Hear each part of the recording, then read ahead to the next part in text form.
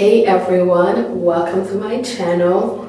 My name is Anifa and I make vlogs and chit chats about all my life experiences, just like everything that I've done in the past years. I've been traveling a lot and like living in other countries. So that's kind of what I've been talking about on this channel, some of the life lessons that I've learned. And today I really wanted to open up about exactly what happened when I was living in London. I have talked about all the good things that happened in London, but I haven't really like emotionally reflected on this time of my life. I am ending a chapter in my life of like living abroad, currently living in Australia, and what happened in London is really what led me to Australia. And now that that's ending, I feel like even my London chapter is coming to a close. It would just make the most sense for me to do this video and just be honest and raw with you guys about exactly what happened. So in 2019, I studied abroad in London through my university. Like, my university is known for their study abroad programs. Like 70% of the students study abroad. So from like the beginning of college, I always knew that I was gonna go to school in a different country and experience that at least for a semester. And when I went to London, I had really high expectations. I thought I was gonna meet all these people and just like have the time of my life. And that did not happen. When I was in London, I was miserable. I had no friends and it was just not a good time. Like, I tried my very best to meet people. I went on Bumble BFF. I tried to talk to people at my school. I feel like I put myself out there, but nothing was working, and I had a lot of things happening in my personal life, friendships falling apart, family drama. It was just a very stressful period in my life, and I just remember thinking like, London is so beautiful. Like, I love the layout of London. I just remember like really loving socializing in London and the nightlife and everything about it, but just not enjoying it because I was just very lonely and going through like a tough time in my life. And yeah, so I've always seen London as this place that I wanted to go back to, and I wanted to make up for that time in my life. So then fast forward to 2021, I'm working at this company and I'm really not happy with the trajectory of my life. I've always wanted to work in beauty and I was working in a marketing job, but like I wasn't really passionate about that job. And I was like, I'm gonna go back to school for marketing and really figure out where I want to be in marketing, because marketing is a very broad field and you can work in so many different areas. And I just wanted to, I thought grad school was going to be like my thing that would make me figure out what I wanted to do. But also leading up to me making my decision to grad school, I had a lot of things going on in my personal life and things that was just like out of my control and required a lot of emotional, like it was a very emotional time for me. And leading up to that point, things were kind of calming down and going back to normal. And so going from the pandemic, going from London, that year in London where it was not a good time, then coming back to Colorado, and then also that not being a good time, and then also COVID, I was just mentally exhausted. And I was like, I need like a fresh start, like I need to go somewhere. And of course I decided on London. So I went to grad school and immediately, you guys, it was a different vibe. And I think it's because of the school that I chose. The school that I chose is like an international school, and we basically had like our own campus for graduate studies. And so everyone on that campus, they were all like a master's or MBA student, and we were all new because, you know, the programs are really short. So like each year they have like new students. I think maybe the MBA students might be staying for a little bit longer, but I think everyone does their program in 1 year. So because of that, each year like you're getting new students, and so we're all new to the country and people were eager to, you know, make friends. So this time around, it was so easy for me to socialize. It was so easy for me to create my own little community. You guys, I was having the time of my life with just like being out there and making friends and going to the club and going to bars. Like, you know, in London, pubs are a big thing. There was this pub that was like near our school, and we used to like go there all the time. Like, it would be like a 10-minute walk and in the cold, and we would just walk there. And so, yeah, the social life was so good. And I was watching a TikTok the other day, and this girl was like, what they don't tell you about living in a major city where there's like always something going on and where there's always an opportunity to spend money, it's overwhelming. And so I didn't really mentally prepare myself for being in London and having all these things to do and actually budgeting. I've always been really bad with money, so my first problem while living in London was budgeting. How I was able to afford being in London is I took out a loan. I took out a student loan, and that loan would help me with housing and food, and then I think transportation. Like, those are the things that I put into account. I didn't really put into account lifestyle, going out, doing whatever. Like, whatever money I got from that was not enough to cover the excess activities. And even if it was, I ended up having to settle for expensive housing because I just could not find housing. The housing market in London is not friendly if you're an international student, because they require you to have a guarantor, and if you can't have a guarantor, then like you need to pay like 6 months of rent up front. Or you can go for a student housing, and student housing ends up being like way more expensive. And I just went for student housing because it was just the only way I was going to find housing in London. So, and that was expensive. So that took up a lot of my expenses. And then everything else, transportation, like everything that I didn't put into account was costing me money.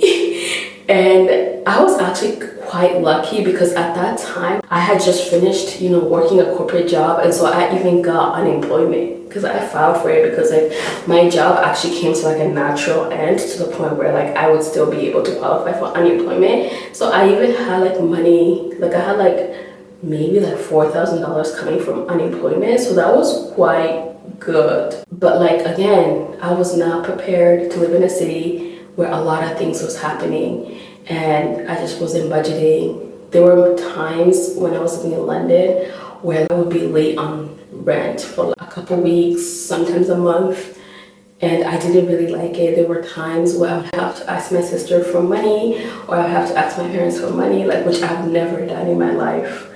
And London made me very vulnerable. I did things that I just never imagined I would have to do to survive in that city. But there was a point where I did get a job, you guys.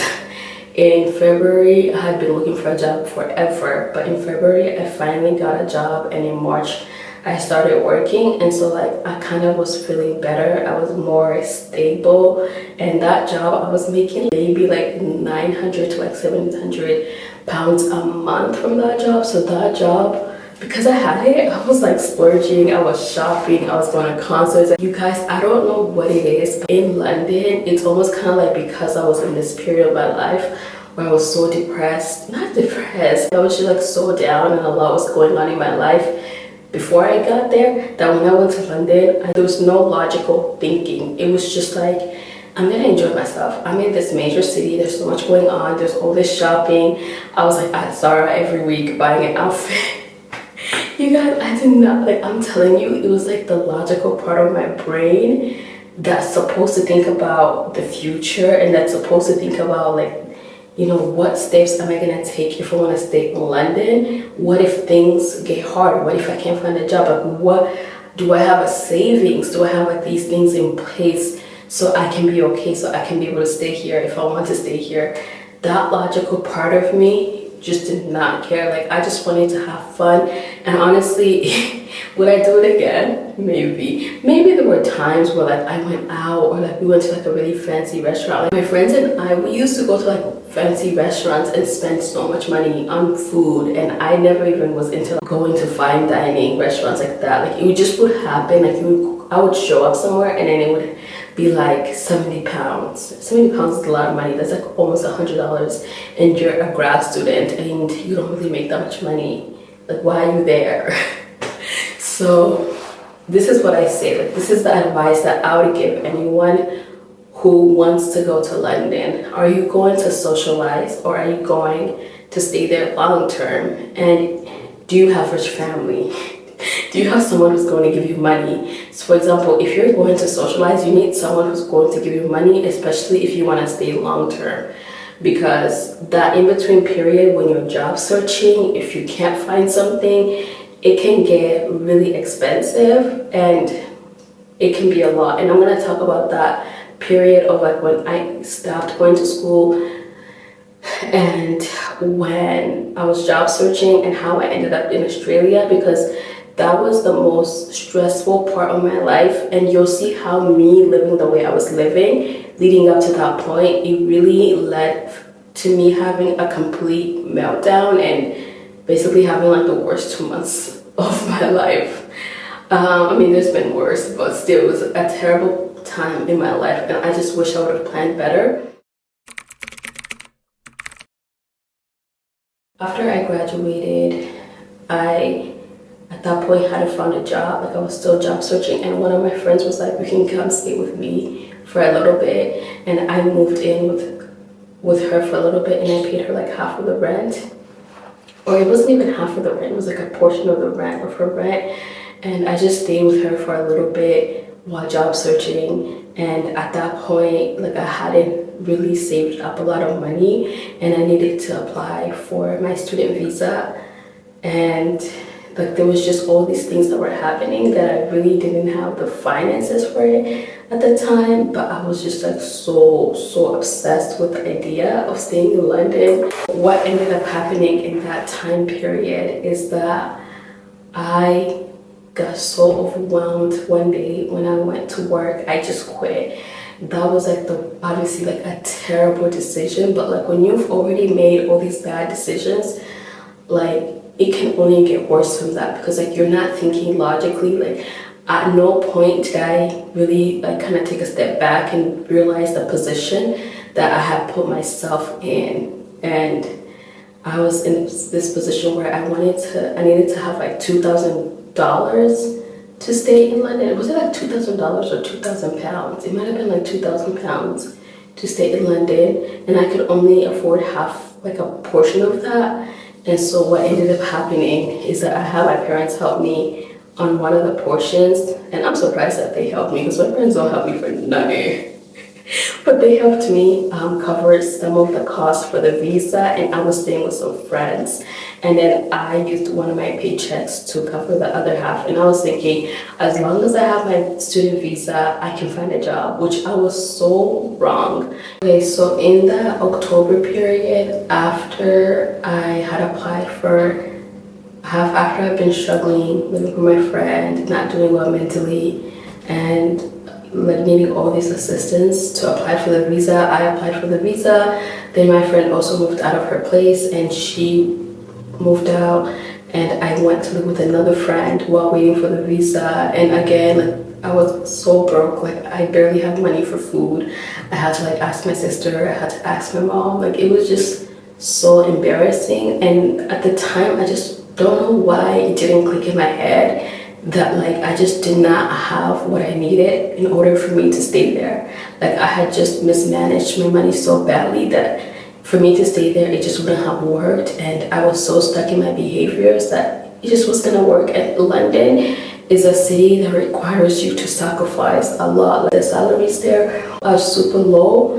And so it's not like you're gonna find a job and you're gonna have all this money and you're gonna be able to be okay and like still live the life that you want to live. Like if I would have found a job, I would have to sacrifice a lot of things, and I would have to be even more frugal with my money in order to stay there long term. October of last year was a period where I was waiting for my visa. I was also job searching, networking, trying to meet people, trying to find a job. And it was just a really hard time. Like in that period, I lived with two different friends. Two more friends. Like I had lived with a friend in September, and then two friends in October. And that was just the most humbling moment in my life. And I think at the time I was just thinking, oh, my friends are just gonna help me out and I'm gonna be able to get on my feet. Like I just kept thinking I'm gonna be able to get back on my feet. I just never got to a point where I was like, this is not okay. Like, I need to just go back to my parents. But thankfully, in November, after struggling, barely having money to eat, like to be able to eat because I had quit my job and I was just like on this downward spiral of making bad decisions and not really reflecting on how they were impacting me and affecting me and the type of position that I had put myself in. The first week of November, literally, like I was like, I can't do this. Like I'm not gonna survive in London because I hadn't found a job. Things were falling through, and literally October 31st last year, I got the notification that my visa was approved, and as soon as I got that, I was like, I'm leaving. I was so miserable because when you're waiting for your visa after applying and you're living in London, you have to stay in the country. So once I submitted for that visa, I had to stay in the country for that period while I waited. So once I got that it was approved, I was like, I'm leaving. And my sister, she's so amazing. Honestly, also thank you to all the friends that helped me out and like who allowed me to stay at their places. I will be forever grateful because I would have not been able to survive if they didn't help me. I was literally homeless in London for 2 months. It was so stressful trying to like get money, like gather money for little things like transportation.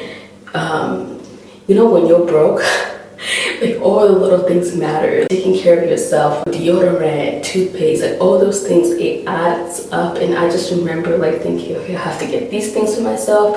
I want my cycle, I need pads, I need food. Like it was just, I was like, I haven't been this broke since college. Like, why am I in this position? This is not okay. And that's why I was like, okay, either I go back to the US or I go live with my sister for a little bit and figure it out and cool down. And at that time, I just was not in the mental capacity to go back home. Like, I would have felt like a failure if I would have moved back, like at that moment. And I had also just started like a freelancing job, the freelancing job that I talk about often on here. And so I was like, I'm just gonna go to Australia. So that's how I ended up in Australia, and that's how London, that like a time in my life where it was supposed to be so beautiful, where it was actually really beautiful and I had the best time of my life. That's how it ended. Like I literally like decided to leave London, and then 1 week later I was gone. And I never had closure, and I left stuff in London that is now in trash. Like I literally left a whole suitcase of stuff, my plans. Like I didn't have closure, and it makes me sad that I didn't, but I know that I can't live in London and accept that life that was gonna give me. Like I was always gonna struggle because the salaries there are just not it. Job searching as an international person is not it. Like they take advantage of you. They think that you're desperate, and so they're gonna give you the lowest options, and they just don't take you serious. And I'm sure there are people there that have become successful, that did their masters there and they stay. But I got to a point where I was like, you know what, if I want to continue going down a route where I can achieve the dreams that I've set out for myself, it's not gonna be here. Like it's just not gonna be here. I'm gonna struggle.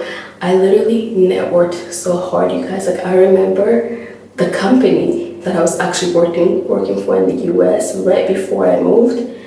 I applied for a job there, and I remember like that in October last year, like I literally went to the whole headquarters and I tried to talk to someone at the front desk, and they were like, you can't, because it's like this huge corporation. They're like, you can't just come up here and talk to people if you don't have an appointment. Like I was so desperate to find a job that I went to a freaking company with my resume. Did I print out my resume? I don't think I did. But I just remember I went there and I was gonna get someone's email, and I was gonna email them my resume. And then I remember there was like was it like a Starbucks like across the street? Like not Starbucks, but it's the coffee that they have in London. I forgot the name of it, but you know, there's like this major coffee chain. So they had one of them across the street. They had like a Pret across the street, and I went there and I was like, you know what, I'm gonna wait for the employees. When I see someone that I think works there, then I'm gonna talk to them and I'm gonna try to see if I could get their email or network and get a job there, because I was like, I literally worked for this company before and I have experience. Like, why won't you guys look at my application when I'm applying? So I remember I talked to this girl, and she was so young. Like, she was like probably younger than me. I'm 27, so she was probably like maybe 22, 23, and she's like, I'm just new here. I don't even have any connections. I'm sorry, like I'm not able to help you. And I understood. The girl was probably like very new in her field, and she couldn't really help me out. That was one of the extreme things that I did. And eventually, I remember I saw a girl there, like another Black girl, and when I saw her, I found her on LinkedIn, and that was like one person that actually helped me out. Like, she did an informational with me, she gave me emails, she sent my resume to people. She actually got me connected, and those people, they didn't care for me. They didn't want to hear from me. Oh my gosh, I remember one time I wanted this job so bad, so I created like a whole presentation of like an idea that we could use for that part of the business. It took me like days to create it, and then I like found myself presenting this beautiful presentation that I had like researched and well thought out. Like, it's like a project that you would be submitting for a college class or a master's program, like a business proposal, and I literally sent it, and I feel like that got me blocked because after that, like after I sent that presentation of me pitching myself, they literally like immediately rejected me. Like within seconds they rejected me, because I had found some emails of the managers and I sent them that pitch, and they literally rejected me. It was just a really hard period of my life that I would never want to live again. I mean, I'm glad that it happened because it's very humbling. The advice I would give you is, if you want to stay in London after graduation, just save money, get a part-time job, work, but save money and be prepared for job searching. Job searching in London can take a very long time, and for me it also took like a very long time. So if you want to do that, be prepared for it to take you time, and be realistic about the salaries. There's this TikTok account that I follow, and they tell you like the salaries that different people make in London, and I'll put the name of it, but there's different people tell you the different salaries, how many years of experience that they've done, and what fields that they work in. So that gives like a very clear image of like what people are making, and if you can sacrifice making that type of money and sacrifice your living situation and all these things just to live in London. So that's what ended up happening when I was in London. It was a nightmare. Like, I think London is one of those cities that it's so easy to suffer. It's so easy to struggle. You have to network so hard, harder than you ever networked in your whole entire life. You have to make a lot of sacrifices, especially if you're a student, unless you get lucky and you get a really nice high-paying job, or you're very strategic and you go for something that's already high-paying, like a job in finance. Or if you're gonna come to London, you go to like a really well-known school here, and then you find like a high-paying job, and it's really hard. Like, it's not like in the US. Even though it's hard to find a job, you're gonna find a job, and you're gonna get paid a decent amount of money to like have your own place. Like in London, you're gonna find a job and you're gonna get paid enough to have like 4 roommates and really be struggling to just even enjoy your life. And I don't want that. I don't want that. But yeah, you guys, I'm sure I'll be back in London. I'm sure I will. And I'm so excited for the day that I go back. I don't know if I'll ever live there again, but again, never say never.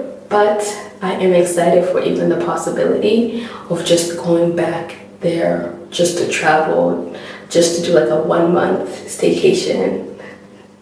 Is that a staycation? Or like a 1-month little work holiday? But yeah, thank you so much for watching this video. I hope you guys enjoyed it.